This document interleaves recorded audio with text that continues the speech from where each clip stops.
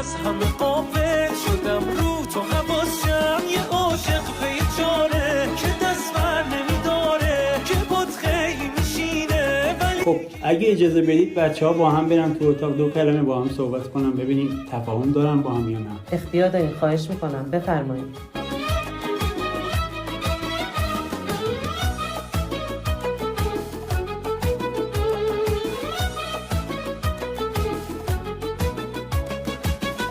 تو رفتی ولی فکر تو سر من مون همیشه نبوده منو قلبمو ترسون نگو بهم که جداشی که من خسته ترین.